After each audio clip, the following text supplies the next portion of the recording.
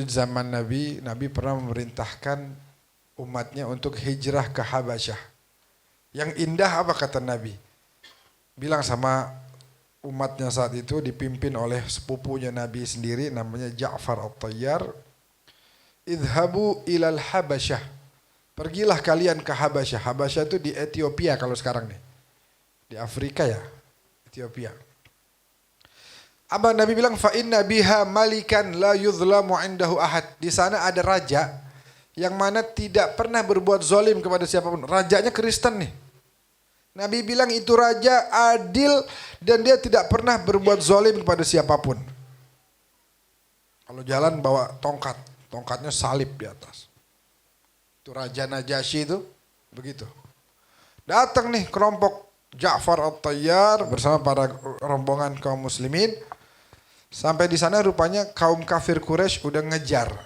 Pertama masuk ke kerajaannya, semua nunduk kan. Nunduk ruku begitu kepada raja. Kemudian ini umat Islam tetap berdiri. Ala tanhanuna li nabiyikum, kamu tidak biasa nunduk untuk nabi kalian. Oh, kalau nabi kami hanya nyuruh kami ruku sujud kepada Allah saja, bukan kepada yang lain. Sedangkan beliau adalah utusannya Allah. Kami tidak diperintahkan ruku kepadanya. Kami hanya ruku kepada Allah Subhanahu wa taala. Wah, di situ mulailah Amr, Abu Sufyan manas-manasin raja tuh. Manas-manasin raja. Terus raja bilang, kasih kesempatan dia bicara. Ayo Ja'far, bicara tentang agamamu. Agamaku, sebelum datangnya agama Islam ini, kami adalah ahlu jahiliyah, wahai raja. Kami makan bangke, kami menyembah patung, kami memutuskan tali silaturahmi yang kuat menindas yang lemah. Kami bertukar-tukaran pasangan, kami dahulu sebelum Islam, kami begini, kami merampas, kami suka mengambil hak orang lain. Artinya menceritakan situasi orang Mekah saat itu seperti itu. Lalu datanglah Islam mengajak kami untuk menyembah kepada Allah yang Maha Esa, bukan kepada patung-patung. Mengajak kami untuk berbuat baik kepada sesama, menyeratakan antara kaum laki dan perempuan. Nah, di situ kemudian Amr lagi-lagi manas-manasin. Apa?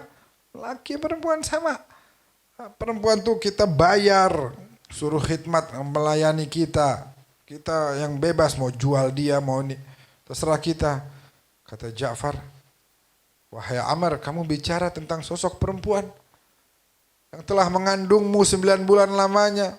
Dengan begitu hebatnya menyayangimu di masa kecilmu.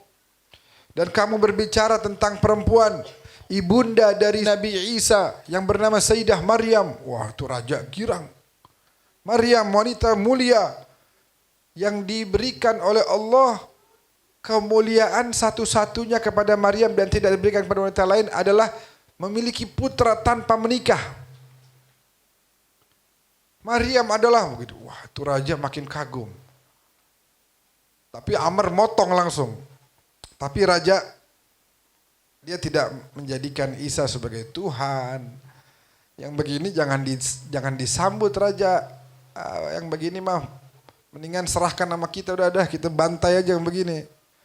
Oh, ntar dulu. Oh, kata Ja'far, raja kita nih datang ke sini atas perintah dari Rasulullah. Kata Rasulullah, kamu ini tidak pernah berbuat zalim kepada siapapun. Maka izinkan kami menyampaikan tentang apa yang disampaikan oleh Muhammad terkait dengan Isa bin Maryam. Waktu itu dibaca beberapa ayat tuh dalam surat Maryam. Ja'far membacakan ayat-ayat Allah. Wadhkur fil kitabi Maryam idh intabadat min ahliha makanan syarqiyya fattakhadhat min dunihim hijaban fa arsalna ilaiha ruhana fatamatsala laha basharan sawiyya.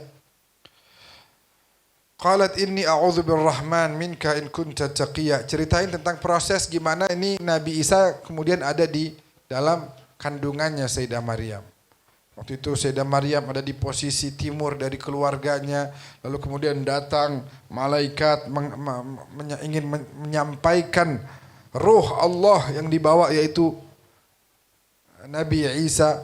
Lalu kemudian Sayyidah Maryam melihat sosok laki-laki di hadapannya, malaikat tapi bersosok sebagai laki-laki.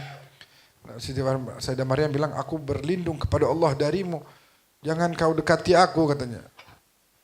Kata malaikat, qala innama ana rasulu rabbiki li ahaba laki ghulaman zakiyya. Sungguhnya saya ini adalah utusan Tuhan untuk memberikan kepadamu anak yang mulia. Anna yakunu li ghulamun walam yamsasni basyarun walam aku baghiyya. Gimana bisa saya punya anak? Walam yamsasni basyarun. Saya belum pernah disentuh sekalipun oleh laki-laki. Walam aku baghiyya. Dan saya bukan perempuan yang hina. Saya perempuan yang bertakwa kepada Allah. Qala kadzaliki qala rabbuki huwa alayya hayyin. Kata malaikat tersebut, wahai Maryam, kata Tuhanmu, hal itu adalah mudah bagi Allah. Menjadikan kamu bisa punya anak tanpa menikah, bukan hanya tanpa menikah, tanpa disentuh. Kalau tanpa menikah ada kali ya? Ada ya. Ada. Walinaj'alahu ayatan linnas wa rahmatan minna wa kana amran maqdiya. Dan itu adalah sebagai bentuk tanda kebesaran Allah. Bukti bahwa Allah Maha berkuasa. Itu akhirnya si Raja Najasyi waktu dengar penjelasan Ja'far At-Tayyar, dia bilang, Amar, jangan macam-macam kamu ya. Ini Ja'far dan rombongan dalam lindunganku. Ja'far, hiduplah di negeriku dengan sebagaimana masyarakat-masyarakat yang lain. Silahkan, kamu bebas. Oh, Ja'far cukup lama tinggal di Habasyah itu. Pulang-pulang nanti, itu berangkat kapan ya? 5 tahun setelah Nabi berdakwah. Umur Nabi 45. Ja'far At-Tayyar berangkat bersama rombongan. Pulang-pulang Nabi udah hijrah ke Madinah. Pas perang ini.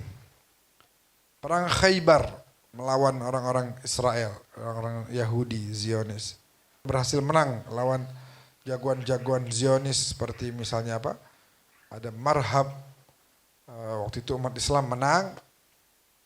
Dan Sayyidina Ali berhasil membongkar pintu Khaybar. Kemudian Sayyidina Ali pulang dari medan peperangan dalam membawa kemenangan, ingin menyampaikan kepada Rasulullah. Sejarah mencatat di waktu yang sama Ja'far datang, baru sampai ini dari Habasyah. Setelah sekian lama hijrah, saya lupa jatuhnya mungkin sekitar 10 atau sekian belas tahun, lupa. Baru pulang lagi dan ke Madinah. Nabi dapat 2 kabar gembira nih. Menang melawan Yahudi, Khaybar, Ja'far sama rombongan pulang. Kata Nabi, ini ada 2 kabar gembira yang begitu hebat, luar biasa. Saya nggak tahu lebih senang dengan kemenangannya ini atau dengan kepulangannya Ja'far. Artinya menggambarkan betapa bahagianya Nabi saat itu.